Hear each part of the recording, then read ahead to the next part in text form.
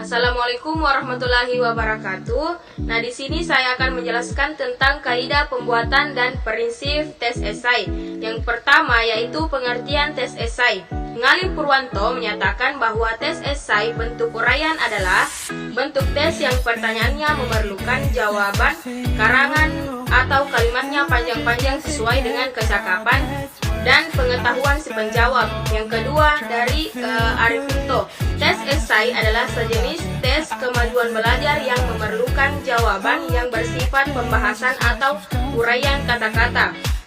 Yang ketiga yaitu Umar Hamalik yang menyatakan bahwa tes esai adalah salah satu bentuk tes yang terdiri dari satu atau beberapa pertanyaan esai, yakni pertanyaan yang menuntut jawaban tertentu oleh siswa secara individu berdasarkan pendapat sendiri. Setiap siswa memiliki kesempatan memberikan jawabannya sendiri yang berbeda dengan jawaban siswa lainnya. Nah, yang kedua yaitu kaidah pembuatan tes esai. Yang pertama, aspek materi.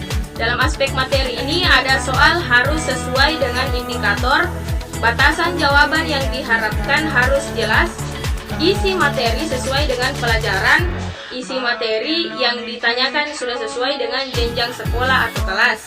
Nah, yang kedua yaitu aspek konstruksi.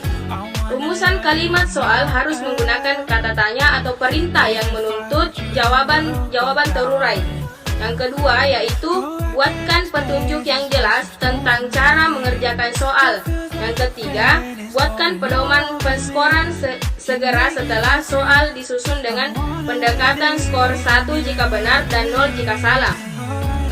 Dan yang terakhir yaitu hal-hal yang menyertai soal seperti tabel, gambar, grafik, peta, atau sejenisnya harus disajikan dengan jelas dan terbaca. Nah, yang ketiga yaitu aspek bahasa. Yang pertama, bentuk soal menggunakan kalimat yang sederhana dan komunikatif. Yang kedua, butir soal tidak boleh menyinggung siswa lainnya.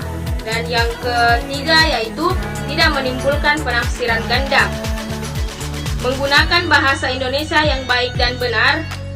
Merumuskan soal sudah mempertimbangkan segi bahasa dan budaya. Dan yang terakhir yaitu tidak boleh menggunakan bahasa daerah setempat.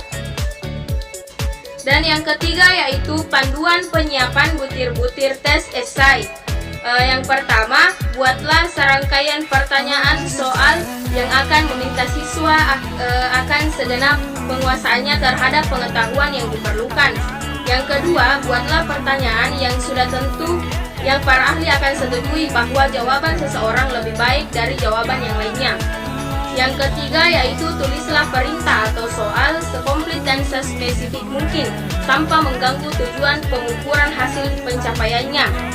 Secara umum, pilihlah jawaban yang lebih spesifik yang bisa dijawab lebih singkat. Dan selanjutnya, hindari pemberian pertanyaan pilihan kepada siswa kecuali dalam keadaan khusus yang membuat adanya soal pilihan seperti itu dirasa perlu. Dan yang terakhir yaitu ujilah pertanyaan yang dibuat dengan menuliskan jawaban yang ideal untuknya. Dan yang terakhir yaitu prinsip tes esai.